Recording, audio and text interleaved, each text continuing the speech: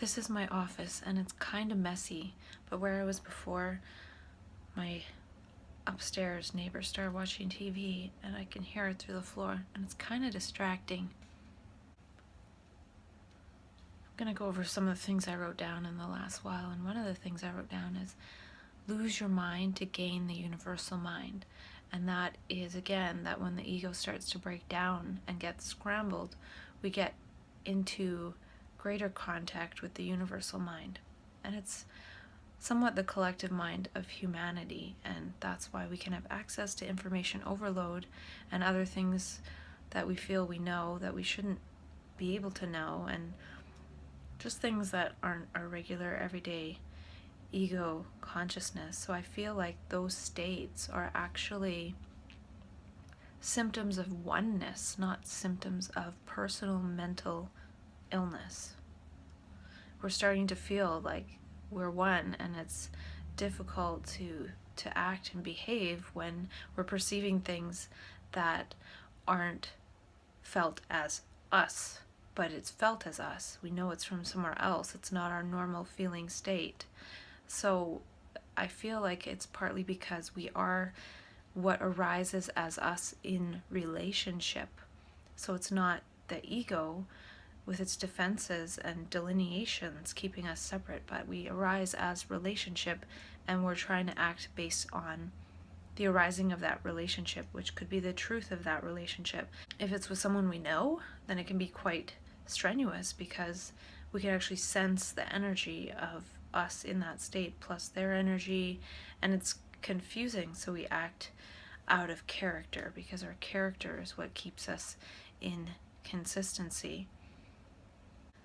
And new memes and new weems are technically sort of like hallucinations and delusions, but I feel we can hallucinate a better reality.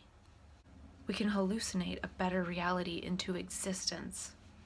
And I was thinking too that the aliens are us, and they're dreaming of the day when they were still human beings on Earth and didn't destroy all the complexity and didn't turn into these ubiquitous creatures that all look the same.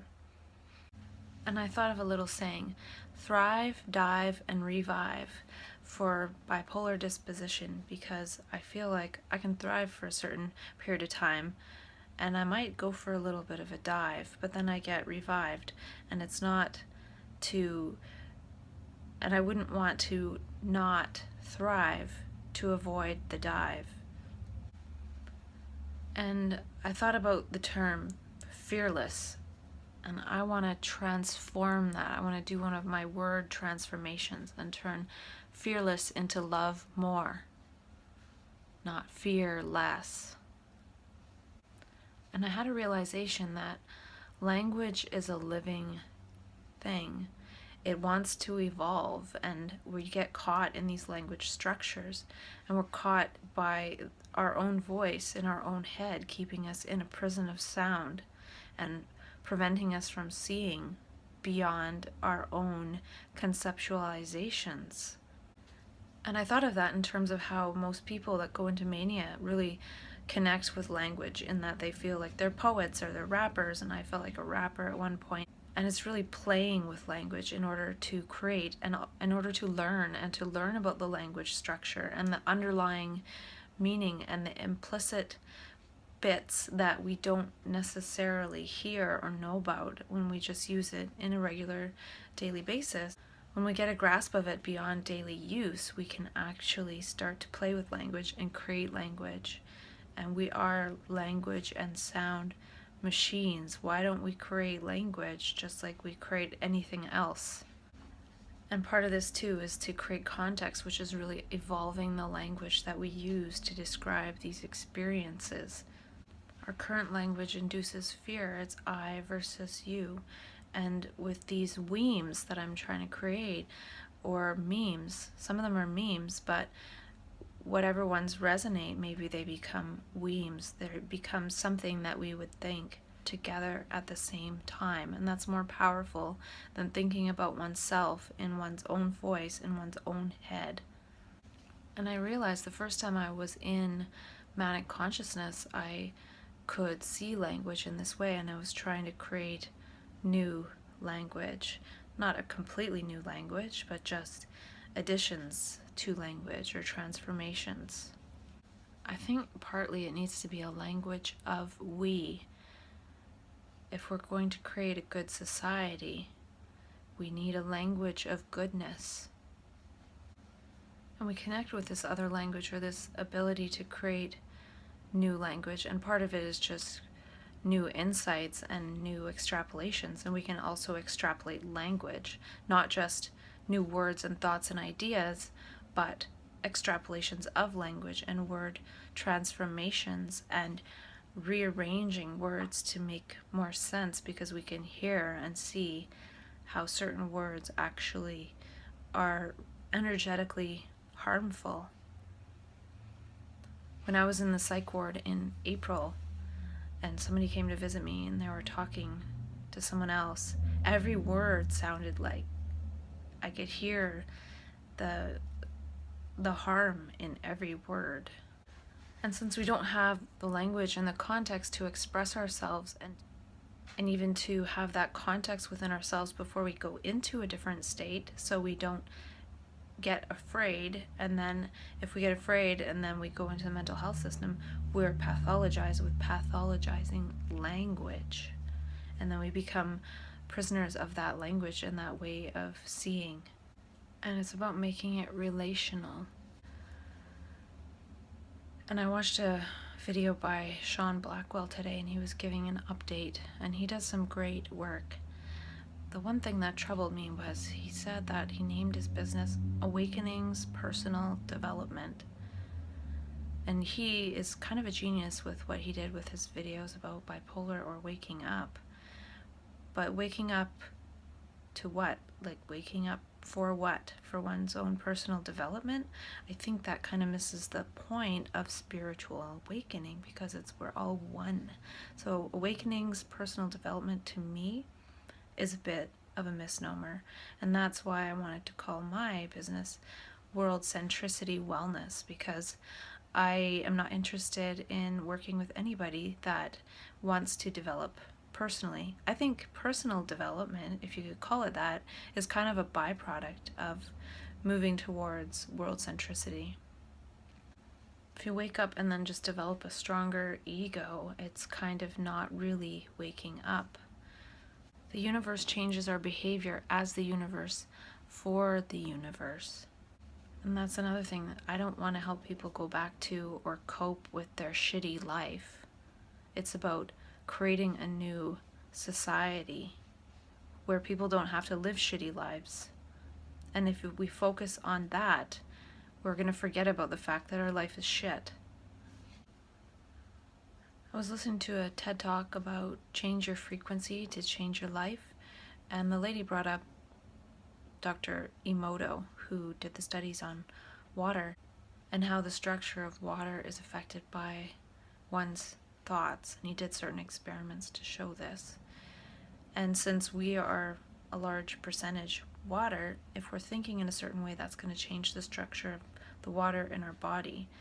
And I was wondering if that is a way that some of the muscle tension gets created. So if there's water in our muscles and we think in a certain way, is going to alter the structure of the water in our muscles, it's going to change the tension in our muscles. So that could be a way that the ego and those thoughts actually change the structure of our body, which changes the effect of the field of gravity on our body if we're not in alignment.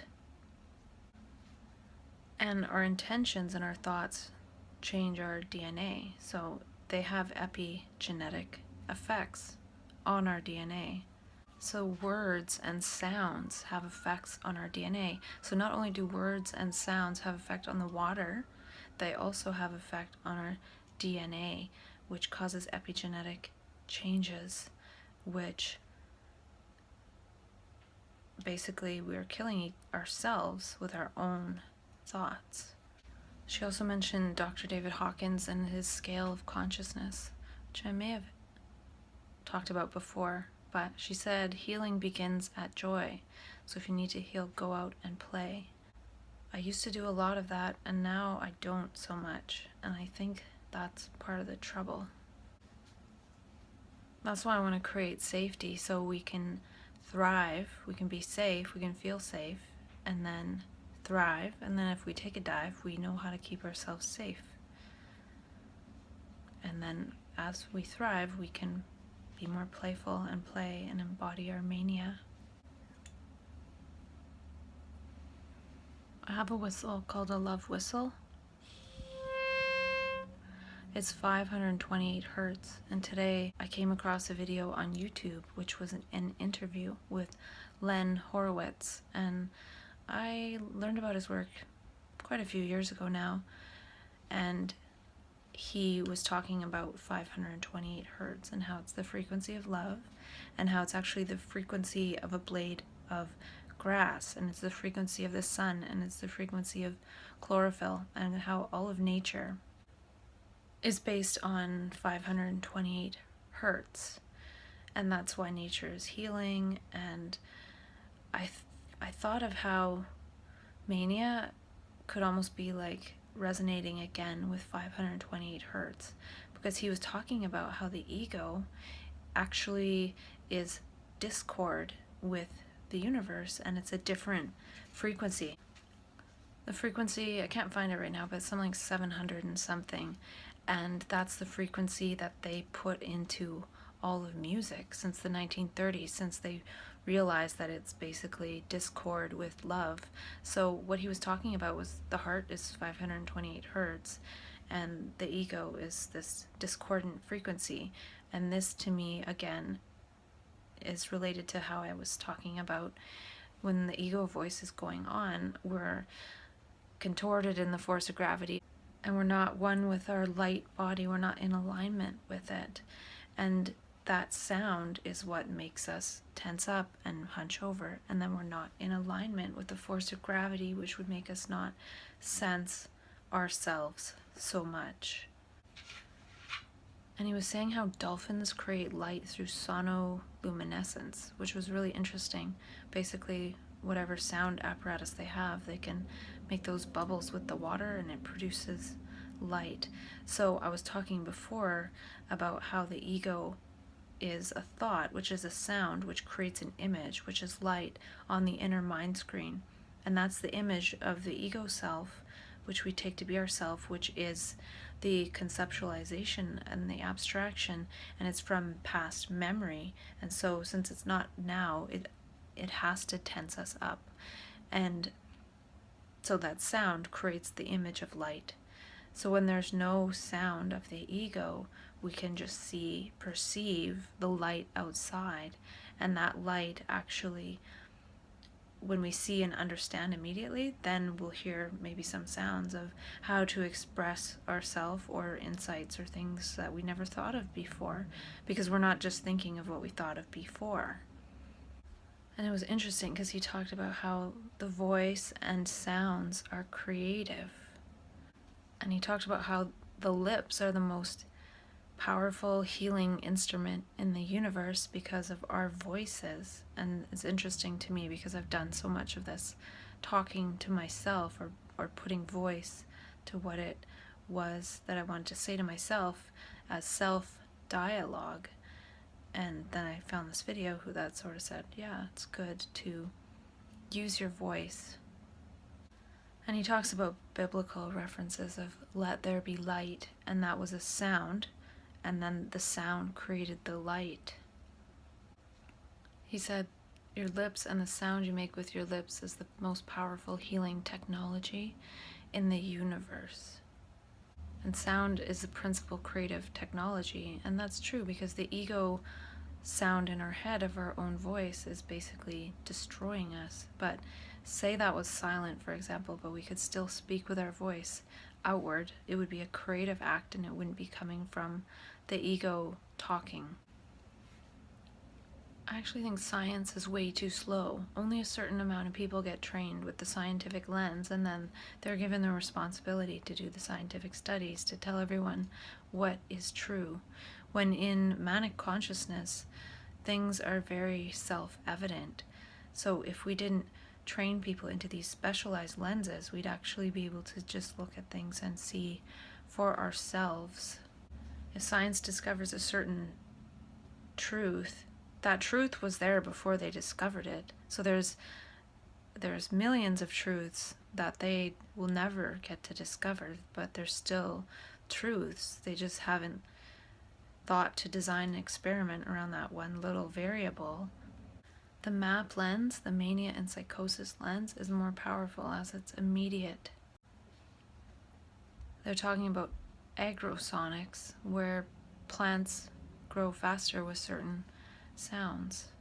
And I would say most of the ego sounds are destructive.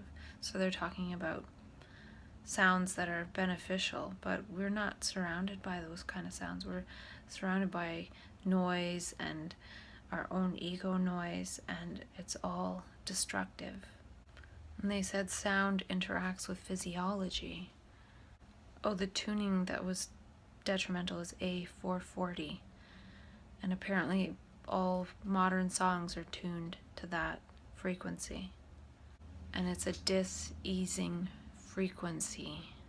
And they also said it suppresses the heart chakra, which goes with what I was talking about, how the ego suppresses the heart. And when we are in manic consciousness, we are seeing with our heart, we're seeing patterns. And when he mentioned that it suppresses the heart chakra, he said, and then science becomes the new God. And he didn't elaborate on that, but to me it sounds like if we can see with our hearts, we don't need science.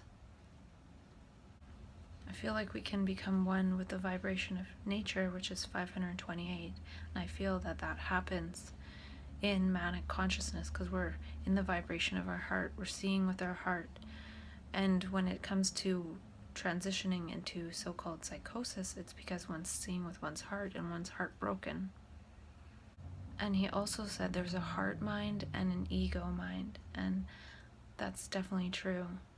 The Heart Math Institute talks about that and how there's more neural pathways going from the heart to the brain than from the brain to the heart. And I feel when the ego is scrambled by manic consciousness, we're seeing with our heart, and so we have access to so much more information, and it's being sent to the brain, and in that way it's repatterning the brain. Maybe it's that it's our voice that is our epigenetics, our own voice, and we can use it outward or we can abuse it inward. Actually, he said 741 Hertz is dissonance, and that is the frequency of the ego, and it's dissonant to the heart. So in my mind, what he's saying is any thought in one's own head, in one's own voice about anything, positive or negative, is dissonance, because it's an abstraction about reality. It's not actuality. It's moving us away from the present moment, which tenses our structure, which hunches us over, and we're not in alignment with the field of gravity. And our DNA is having poor epigenetic expression, and our water is off. Why do we record things, translate it into our own voice, and use it against ourselves? We are imprisoned by our own voice. And by having that voice inside, that sound is creating light on the inner mind screen, which is blocking perception. And it's difficult to project and see beauty outwards if we're doing that. And it's difficult to be spontaneous and play. And no wonder when we decouple from that, we become very spontaneous and very playful and very happy and very silly and inconsistent, because the ego is the thing that keeps us consistent. Those recordings, which are recorded in our own voice and produce those images, just keep playing a repeating sequence of images on our mind screen. And that's what we play our entire life, which is such a small fraction of what's available in any moment. Sometimes we self-medicate to escape ourselves, but the universe also wants us to escape ourselves, and that's why we go into those states such as mania. And I'm wondering if fish oil sort of helps the hippocampus by blocking sound, sort of like oil would block sound more than water. Perhaps our own voice can end up trying to use us because we're not using our voices for love.